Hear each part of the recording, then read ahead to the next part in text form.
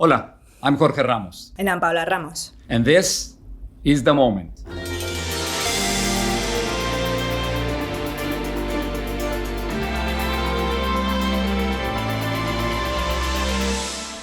So, you know that it was my birthday week last week, Dad.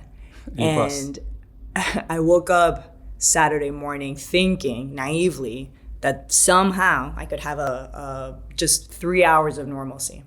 No way. And perhaps even celebrate my birthday. But I think in today's America, under this country, it's impossible to have normalcy. And I woke up to the news of the third ICE shooting of this year, the second fatal ICE shooting, culminating in the death of Alex Pretti, who's, of course, a 37-year-old who was killed by ICE this Saturday morning. And I remember when I zoomed into those images and when I turned on the news, and all I saw were reporters in the middle of, honestly, what would look like a battle. And I mean, it reminded me almost of some of the images that you used to share when you were covering wars out there. And I don't use those words lightly.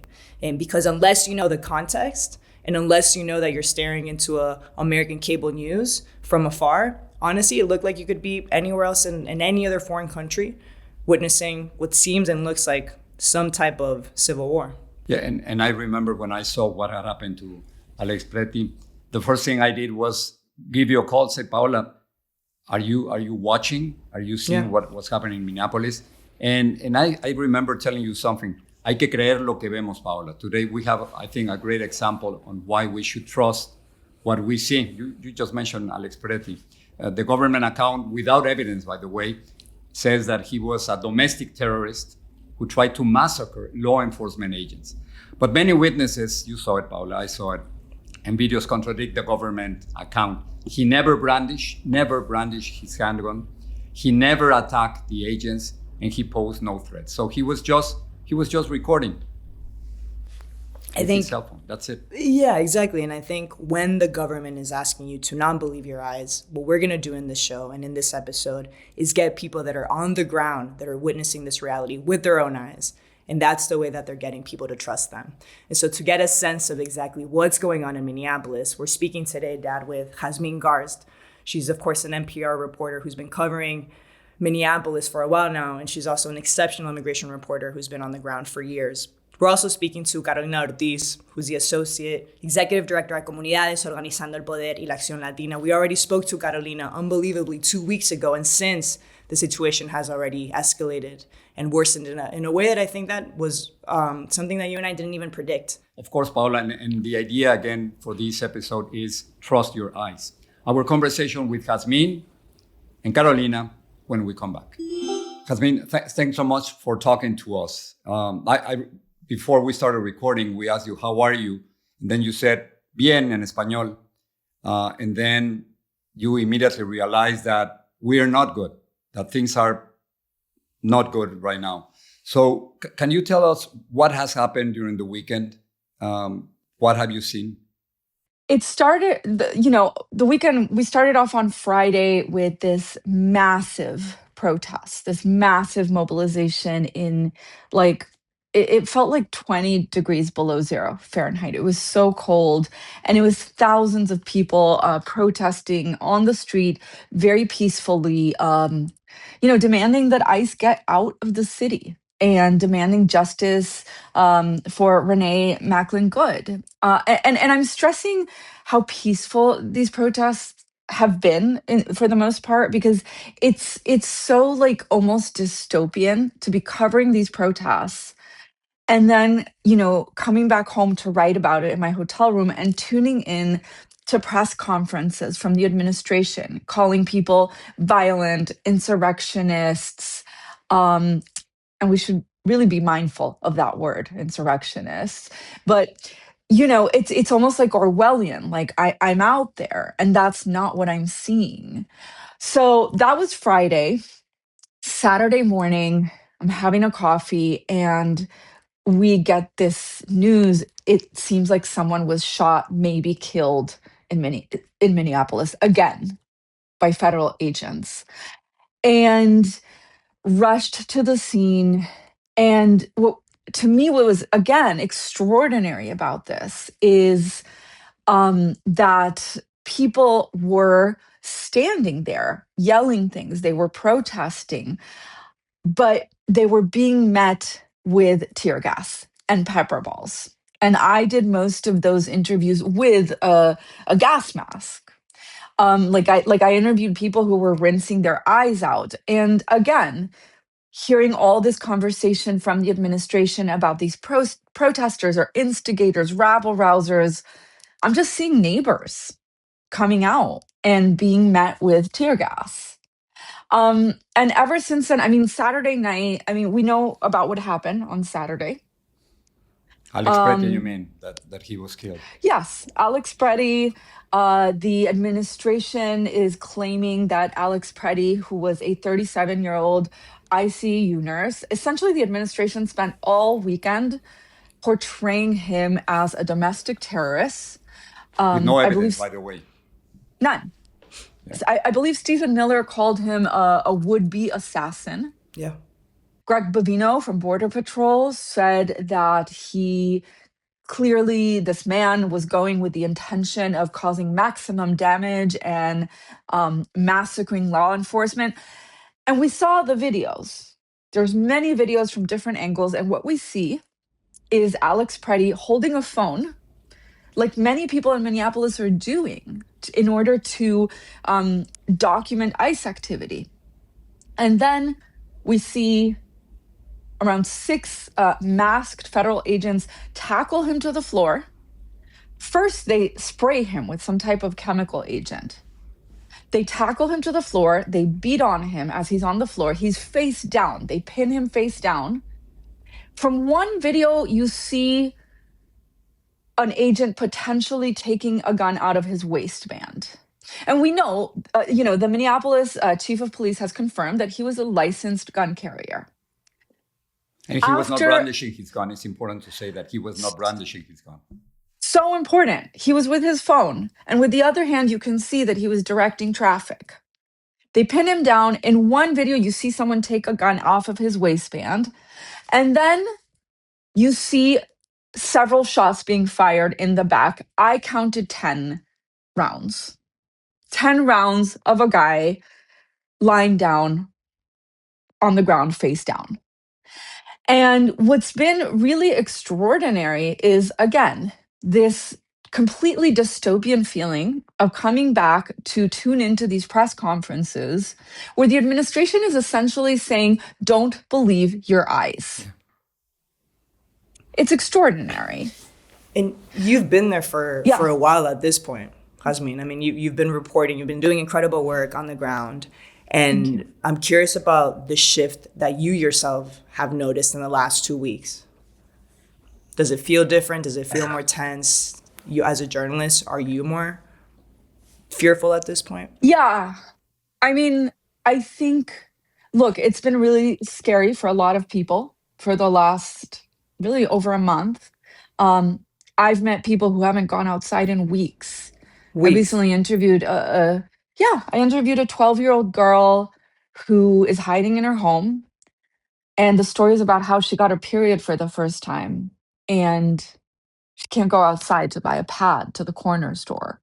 Realmente la comunidad latina is living underground right now here in Minneapolis. I've never seen anything like it. And I've been covering the Trump administration and these campaigns for the duration, for the last year.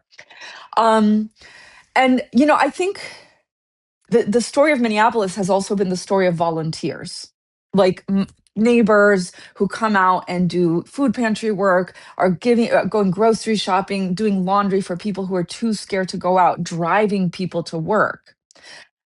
But definitely with the Alex Pretti shooting, it feels like things have reached a boiling point. I mean, people out here have described it to me as an open air execution. And, for me as a journalist, it really hit home that things are escalating. this isn't, this operation that goes from city to city and it always kind of stays the same. Things are escalating, things are devolving. And a couple of friends, when they saw that footage, said to me, "It looks like you're a war correspondent now." Does it feel like that? And I've never been a war correspondent, but it feels like I am going into areas and I'm automatically wearing my gas mask, before anything even gets deployed. And it feels like people are hiding and people are terrified. And even just, yesterday I went to a church service. I'd rather not say what church. Una iglesia latina. And at one point the priest starts asking, ¿Quién quiere decir una oración? Who wants to say a prayer? And people started saying the names of people who have been taken. And it was really like startling, not only like as a journalist, como Argentina también, ¿no? Como listando las desapariciones. Really, I haven't seen something like this in my coverage of operations on the ground. So, Jasmine, I want to try to understand what has really changed, because we saw these kind of operations in DC, in Los Angeles. I was in Los Angeles, and then I'm thinking that maybe in Minneapolis the big change is that instead of ICE agents attacking or confronting immigrants, some of them undocumented, suddenly it's a confrontation between U.S. citizens and the agents. And that's the big difference. Of course, there are many other stories that we don't know about because we've been concentrating on what's been happening with Renee Good and with Alex. But the big difference now, it seems that it's a real confrontation between citizens and their police. Absolutely. And I was thinking about that this morning, as I've been covering this for the last year, and this isn't the first death at the hands of ICE agents, right? You have Carlos Roberto Montoya, 52 years old, Guatemalteco, Guatemalan, who ran away from a Home Depot raid in California and was struck by a car. You have Silverio Villegas in Chicago, 38, Michoacán, Mexico. He had just dropped his kids off at school. And it's almost like hard to keep up, right, with the amount of names. And also, I'd want to remind people that last year was one of the deadliest years on record in an ICE detention facility. So precisely, I think what has changed in Minneapolis is that it's this extraordinary citizen effort to confront these agents. I almost get a sense that they didn't see it coming. The agents didn't see it coming. That they didn't see, or DHS, I don't know that they saw how much pushback there would be. It's this extraordinary, like, organized effort to help their neighbors. So yes, there are these confrontations happening between citizens and agents. It's also like the scale of it. It's like 2,500 agents for a city that is much smaller than LA. And when I talk about things getting, incrementally worse, I mean, now we're hearing about this memo that was leaked where ICE agents can enter private property without a judicial warrant.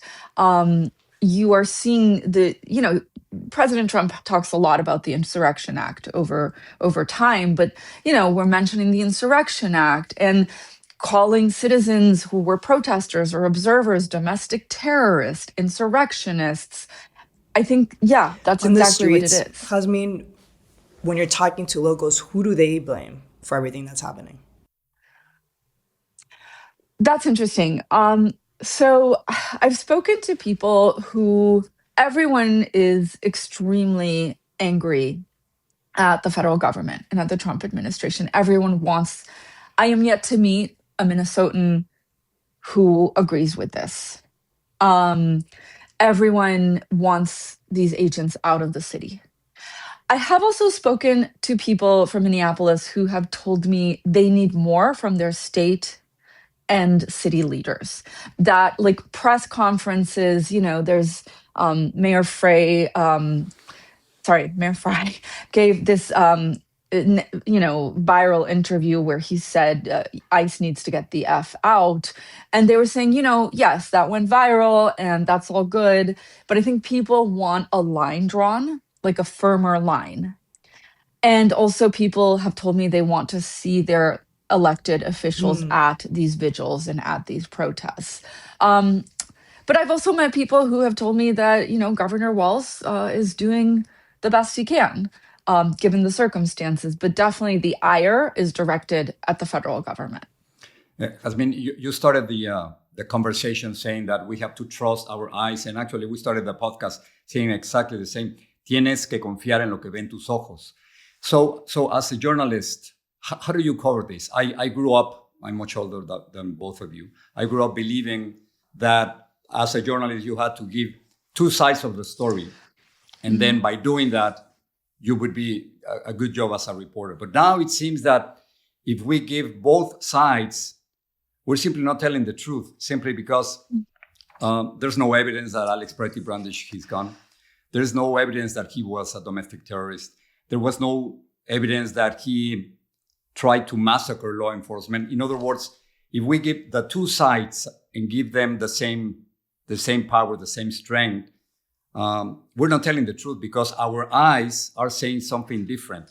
So as a reporter, being there in Minneapolis, what do you do?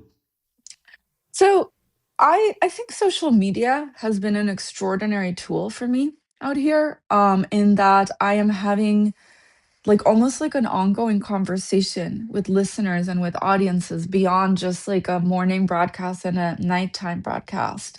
And I'm being really earnest. Like I believe in the power of earnestness and honesty. And I'm just saying, like, I'm here. There's a press conference and it's talking about domestic terrorists and insurrectionists. One thing that really caught my ear is the amount of times Greg Bovino from Border Patrol said, we're doing this to protect Ma and Pa. And I've been telling listeners, Ma and Pa are at the protests. Ma and Pa are guarding the mosques. Ma and Pa are at the food pantries. And so to me, it's establishing like a relationship of trust with listeners and with audiences, in which really frequently throughout the day, I say, like, I don't, when the shooting happened, I was like, I don't know what this is about, but I'm heading there. And we'll see, we'll find out. And so like, just kind of a constant conversation. And to listeners and audiences, I would say, trust your eyes and choose people whose eyes you trust. Before we let you go, Jasmine, what comes next? What do you think tomorrow looks like? I think, Minneapolites who I've spoken to, they so much want to keep the peace. There's such a desire here to keep the peace. It's, it's almost to a fault, the stereotype of the Midwesterner. But I think this is a city that is in mourning. There is a tangible sadness everywhere you go. This is a city that is really fed up. And I think, bigger picture, I think we've been thinking about these operations as almost like the circus comes to town, right? Like it goes to one city, another. But I think it's high time we talk about them as a devolving, ongoing chain of events. And keep in mind, this isn't just here. There's an operation happening in Maine right now that this has kind of obfuscated. So I think for me, what comes next is talking about this as a devolving chain of events with very serious implications for this country. Jasmine, muchas gracias. Jasmine Garsd, of course, is an NPR reporter. Thanks for being our eyes in Minneapolis. Gracias por ser nuestros ojos en Minneapolis, Jasmine. Gracias por invitarme. Gracias. Pues, Carolina, thank you so much for joining us again today. And I want to remind people that you are a community organizer. You've been on the ground for a long time at this point. And you're, of course, the Associate Executive Director at Comunidades Organizando el Poder y La Acción Latina, which, have been our eyes and our ears on the ground at this point. The last time we all spoke, Carolina, was after the first ICE fatal shooting of Renee Good. We're speaking now after the second fatal shooting, of course, this time of Alex Pretti. And I'm curious, in the last couple of days, how things have been feeling for you compared to that very first time we spoke. It hasn't been easier. It's been incredibly challenging. After the last time we spoke, actually a few days after, there was an increased level of ICE activity near our offices here in Lake Street. And it got to the point where there was an ICE vehicle at every corner of, it's probably a 6-mile radius. And the team and I went out to try and figure out what was going on. There is actually a small market in front of us, and we saw people running out of the grocery store and just yelling, screaming, knocking on doors. When we were able to be outside, we could see that there was the people that were working there and people that were shopping there that were coming out and saying, hey, ICE is here, lock your doors, don't come outside. And that's really the only reason why some of the local businesses were able to close on time and ICE wasn't able to enter their businesses, because people were brave and people were out saying, hey, ICE is here. Me and the team split up to try and document and figure out what is the extent of it? What is it, an operation? What are they trying to do? And at that point is when I was able to see that there was a vehicle at every corner. They were outside CVS, they were outside McDonald's, they were outside small businesses, and they were just waiting for people that, look like me, people that they knew could possibly be people that could fit their numbers. So it's been incredibly dangerous for everybody, and the numbers have just increased. Carolina, I know you've been concentrating on what's happening to other people and to immigrants. That your job is to defend immigrants. But what has happened to you? We've been under attack consistently. As Copal, as an you organization. Personally, Carolina? Yes, personally, and as an organization. Just on the 21st of this month, ICE agents showed up to my house, and it was 5 vehicles that were going around. They went up to the door. They knocked on the door. I put a camera on my home precisely because of the urgency and fear that they would do that. And they did do that. They've been following me. They've been following coworkers. And it's clear that they want to intimidate us. They want us to stop doing the work that we're doing.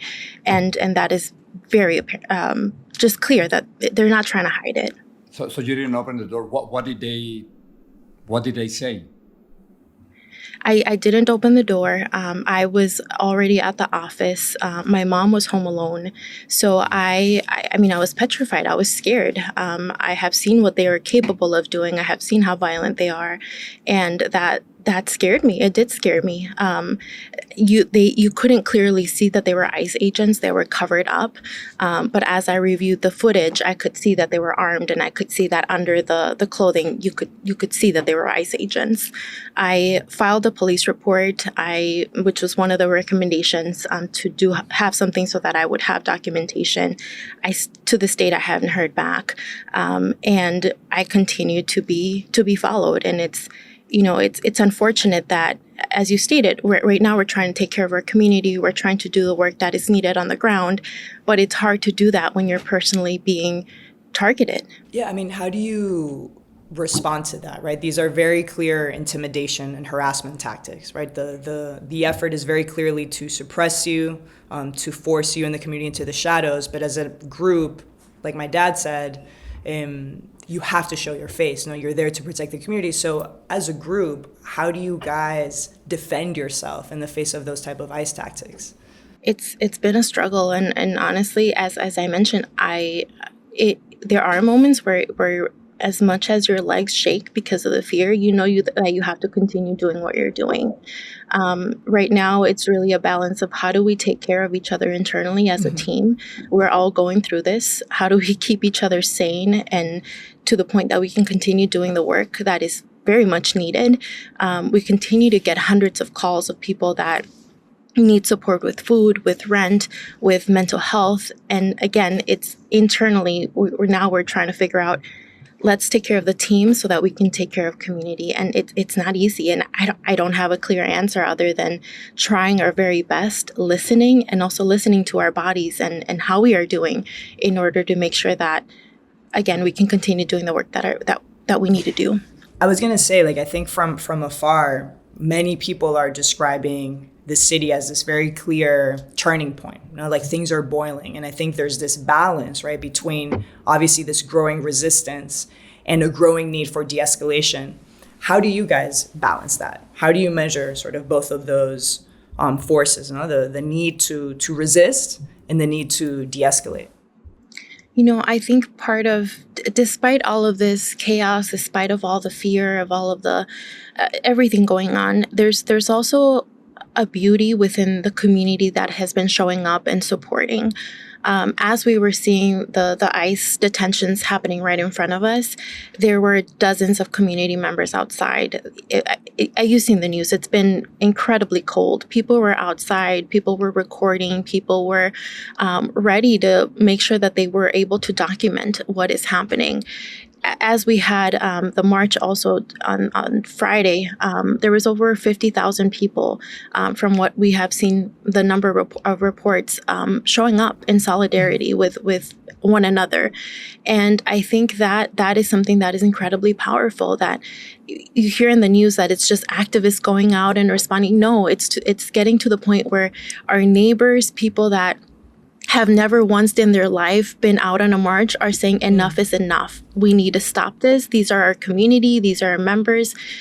And I think to your question, Paola, about how do you balance it, I think it's impossible to balance right now. But I think it's really finding those moments of, okay, we have to find strength in one another. And this has to end. We cannot continue living like this. Carolina, of course, all the news has concentrated on what happened to Renee Good and to Alex Pretti. But what has happened with the Latino community in Minneapolis right now? Are they in hiding? Because the raids continue. Obviously, it is impossible to have cameras everywhere, but the raids continue. And we just saw, I'm still struck by and shocked by that face of Liam Conejo Ramos, the 5-year-old detained, and what has happened with the Latino community? How are they surviving right now? It's almost as if we were dealing with a terrorist, with a group. I mean, when I saw the agents show up in my home, I first question that came to me, is it the Proud Boys? Is it ICE agents? Is it, we've had so many people come from out of state. No ID, nothing that was clearly there. My fear was, I don't know who these people are. And that's exactly what I have been explaining, and what I have been going through is what community members are experiencing. I continue to get dozens and dozens of text messages of, hey, somebody's knocking on my door. They're not identifying themselves. What do I do? And we get other calls of, hey, I don't know if I should go to work today. I've been risking it. But if I don't go, how am I going to be able to pay my bills? Or even people of, hey, I did all the planning that I possibly could. If I am taken, what's going to happen with my children? I don't want them going through what I have been seeing. I don't want them taken. What can I do? And it's painful. It's painful. And really that's a reminder of, as scared as I am for myself, for my family, it's not just me. It's hundreds of people in Minnesota that are going through this fear.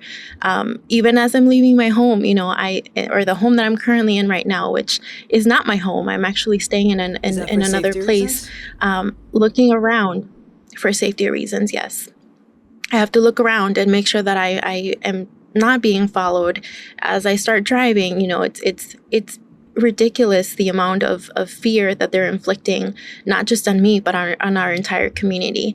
And it is to the point that we are continuing to see an increase in the amount of support that community needs for rent, for bills, for food, for everyday things that are needed. I have one more question before we let you go, though, which is what the worst case scenario looks like. And the only reason I'm asking you this is because you don't see an administration that is backing off, right? You see an administration that feels even more emboldened. So what does it mean to prepare for a worst case scenario? You know, I think you both mentioned this the first time we spoke, that it's only going to get worse. You yourself before it described better. it as and as that, almost like feeling like you're inside of a civil war, and those were your words. Exactly. And I think that is unfortunately what will happen. I think we will continue to see people, community members losing their lives. I think we will continue to see families being separated. I continue to think, if something were to happen to me, how do I make sure that the narrative that we're seeing on the news of people that are really just trying to protect one another is not painted as a terrorist or as an assassin, or, those are questions that I continue to ask myself. And I think we're all trying to stay positive. I think we're all trying to stay very in line with how do we act, how do we respond, and what do we do in the long run. We need to figure out a game plan. Part of the team has been focusing on what we call the Brave of Us tour, which is visiting 30 different cities in the upper Midwest to continue doing constitutional observer trainings, to continue documenting what community members are seeing. And I think part of it is continuing to do that, continuing to think about what do the midterm elections look like? How do we document? How do we build the data to tell the narrative? To answer your question, I think we will continue to see more damage, more pain if this is not stopped. And we also have to be on the very clear mentality that we need to figure out a long-term game plan, because this is not ending anytime soon. Carolina, thanks so much for talking to us. Gracias por hablar con nosotros, pero sobre todo, gracias por defender a los nuestros. Carolina Ortiz is Associate Executive Director at Comunidades Organizando el Poder y la Acción Latina. Muchas Carolina, gracias. Gracias a ustedes. The Moment is a production of Radio Ambulante Studios in partnership with iHeart's My Cultura podcast network. Our staff includes Daniela Alarcón, Miguel Santiago Colón, and Lisa Cerda, with help from Paola Aleán, Diego Corso, Natalia Ramírez, and Elsa Liliana Ulloa. The CEO of Radio Ambulante Studios is Carolina Guerrero. Executive producers at iHeart are Leo Gomez and Arlene Santana. Paulo Cabrera, Dylan Unger, and Mark Campton also serve as producers. Sound design, final mix, and theme song by Elias Gonzalez. Our hosts are Jorge Ramos and Paola Ramos. If you like this episode, please share the word. Recommend The Moment to anyone who might enjoy unpacking these complicated times with us. And if you like The Moment, pero también te gustan los podcasts en español, check out Radio Ambulante Studios. Our shows, Radio Ambulante, El Hilo, and Central, are really worth a listen. I'm Laura Rojas Aponte. Thanks for listening.